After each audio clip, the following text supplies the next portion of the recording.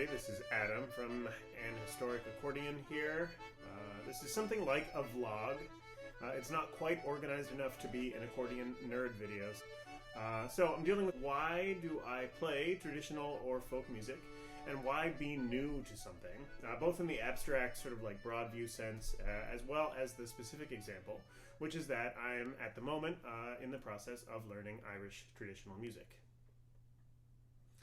Despite being born in the 80s, I came of age in the 90s, which meant that for a long time my perception of Irish music was Riverdance and the Titanic soundtrack, the type of stuff that would be more broadly labeled Celtic. I was introduced to some of the tropes of this genre due to the profound influence Irish music has had on Japanese musicians, especially those composing for video games. And I remember enjoying a lot of the Celtic arrangement albums from games like Final Fantasy IV and Xenogears when I was younger. But when I picked up my accordion and I started rekindling my relationship with performing, I was drawn to klezmer and Balkan music. And this was stuff that drew me in due to its harmonic and rhythmic differences from the classical music that I grew up with. And I think for a long time that appeal, focusing on the modes and the ornaments and analyzing it all very technically in that way, it kind of made me play that music very badly, but more on that later. What I'm trying to say is Irish music didn't appeal to me at the time because I had the sense, I think wrongly, that I knew what was going on in it because I could figure out what was going on harmonically fairly quickly. This attitude kind of kept me from exploring that music and a lot of other styles, and I hope to sort of correct this in the future as I keep going. I've described to a friend that I am sort of slowly conquering my harmonic restlessness, and so that is making me more able to deal with some of the fiddle-based musics and things that deal with drones or just kind of two-chord traditions, things like that. That is something that I am, hoping to sort of catch up on, I guess, as we keep going. But from the Balkans, I ended up exploring more traditions like Scandinavian fiddle music, a little bit of Romanian and Hungarian repertoire, some Ethiopian music. Since the accordion is a relatively young instrument, when it comes to traditional music, it is often still one of the newer kids, which means that sometimes while it can be made to fit a tradition, it is not always easy to do so. All of these traditions have some overlap with the accordion, and it's a reminder that playing this instrument in some form can be a passport to styles from all around the globe, mostly due to colonial or commercial influences. If you're interested in reading more about that or hearing some of the diversity of styles, you should check out Bruce Trigg's book, which is called Accordion Revolution, or track down the out-of-print Planet Squeezebox compilation, which may be archived online. I've also seen some playlists on various streaming services attempting to sort of either replicate or honor the spirit of the original compilation with hours of accordion music from all around the globe. And really, it is truly all around the globe, which is super awesome. That seems to be the case in Irish music, where button accordion is more integrated. Piano accordion, I think, has a bit of a reputation, and I guess I can see why. It takes a lot of very careful use of the bellows and the keyboard to get a melodic feel or ornaments that sound like the fiddle or pipes.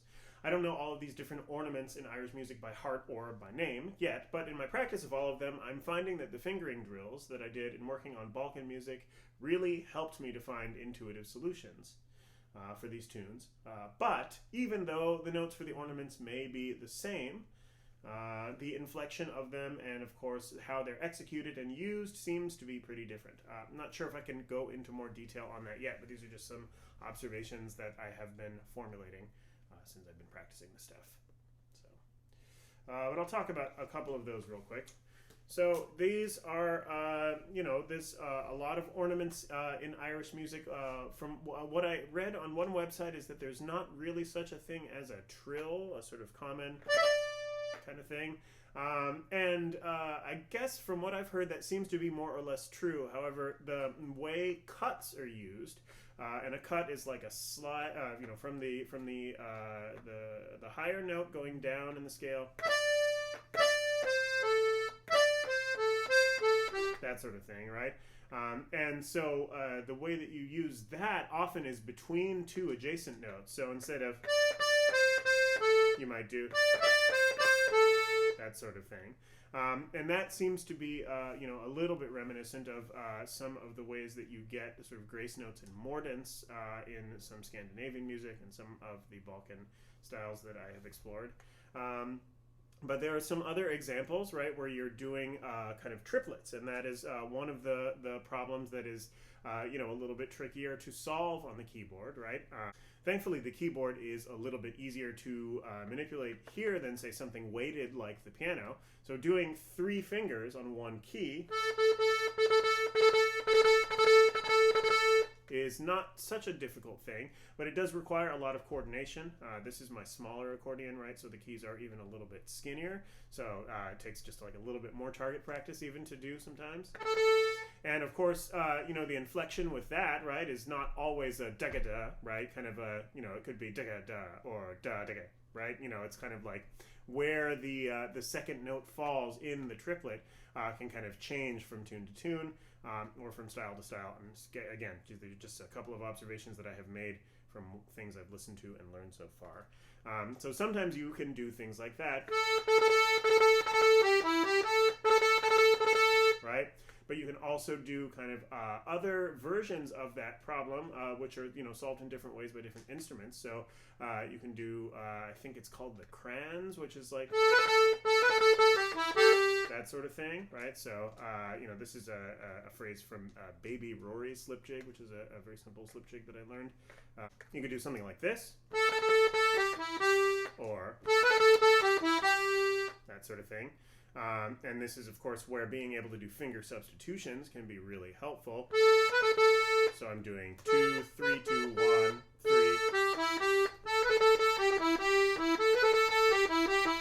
That sort of thing. And then you can also do a kind of, I guess it's called the roll. But it is kind of similar to a cadence or a turn that you see in Balkan music. Right, but it still fills the same kind of idea of hitting out 3 kind of notes, but with a couple extras. So it's, and this is where that kind of triplety kind of the misdirection, I guess, of the second note in there seems to come up more consistently. But of course, at speed,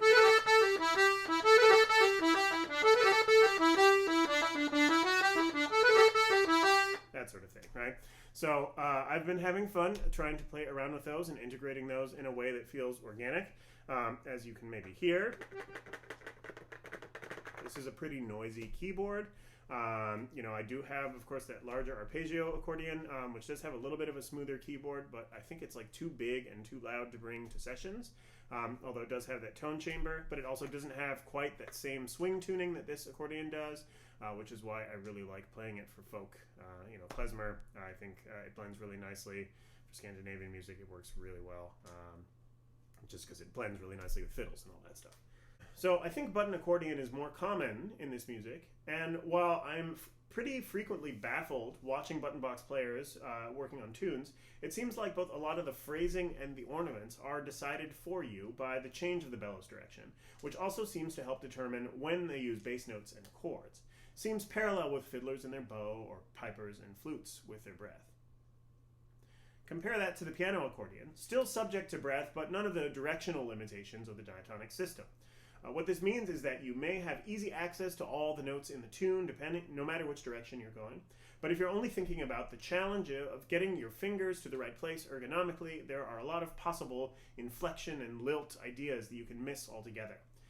And of course now there is a pretty good lineage of piano accordionists who have figured out pretty well how to do all of these things at high speed and make it sound totally relaxed. And that is totally a goal for me.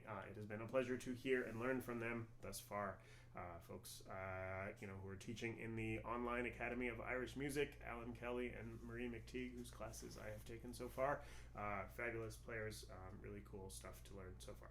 And this, as an aside, is why I like to be new at something. It makes you temporarily quite bad at something, and that is super valuable. I've been playing klezmer for as long as I have played accordion. At least twice during that time, I've gotten a sense that I am better at it than I am. And I've developed bad habits and attitudes around playing it, and then found that I didn't enjoy playing it very much.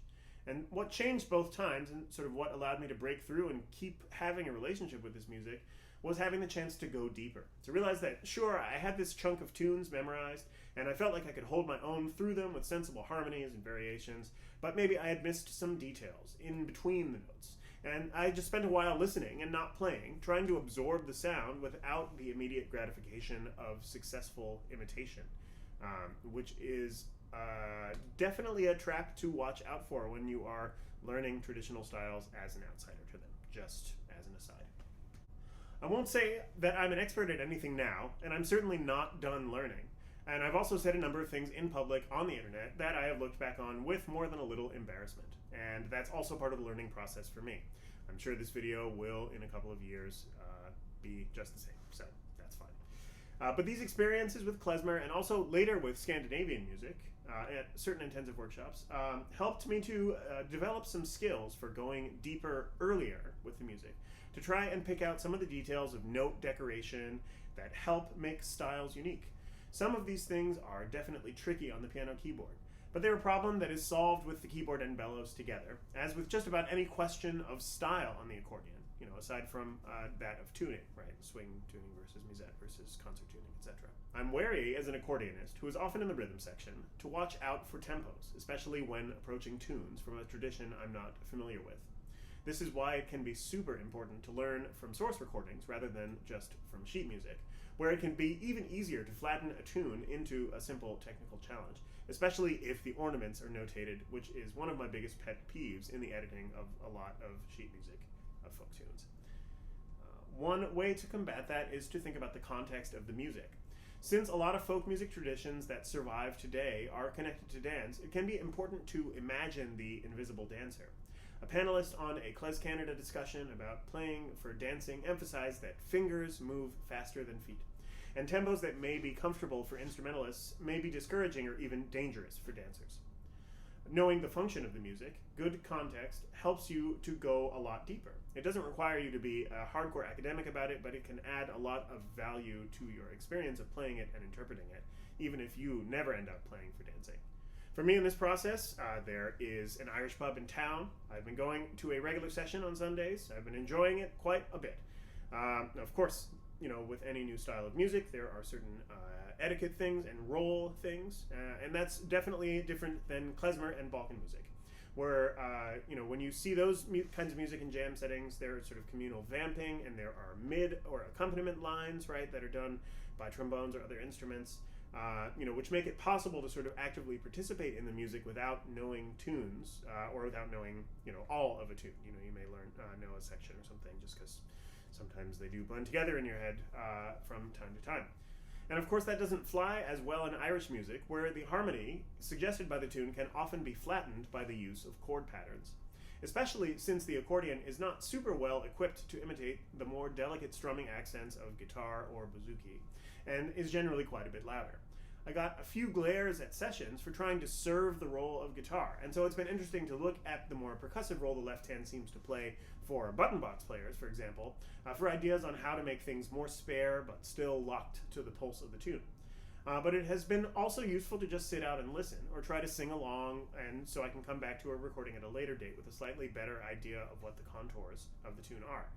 Right now, I have a repertoire of more or less 30 tunes, and while I couldn't yet string them all together or necessarily call them up immediately into sets or anything like that, they're pretty well into my head and into my fingers. And more importantly, I feel like with at least some of them that I'm starting to have that connection with the invisible dancer. And that's becoming less of an afterthought as I'm working on tunes. I still, of course, have quite a long way to go. I've just started this process in December of last year. And so, this is like week 7 or something like that. But it's, I've been, like I said, really enjoying it. It's been a very positive experience so far, and a good challenge, forcing me to rethink a lot of things that I would often take for granted playing this instrument. I had a longer second half of this video talking about some more abstract questions of why I choose to play traditional music despite all my other musical leanings, and some larger questions about the role of music in society, but I should probably stop and save that for another installment. But thank you for watching and listening to any of this, and please let me know any thoughts you have on these subjects or related ones in the comments. Thanks especially to Brian Slattery, with whom I've had a number of versions of this conversation in the past. Thanks also to Dan Blacksburg, a klezmer trombonist and teacher, who I've also gotten down with some of the, on with some of these subjects. He also has a great podcast called Radiant Others, which interviews various current practitioners of klezmer music, and is super deep. For any musician who is actively performing, composing, anything like that, it would be valuable, even if you are not playing klezmer specifically.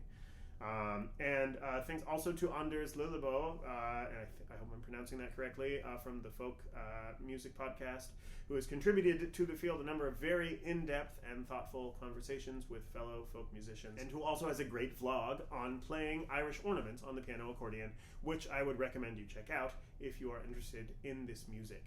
It was a great reference for me as I was starting to learn tunes, for sure. So, thanks again. Maybe part 2 at some point, with the wider picture stuff. Who knows?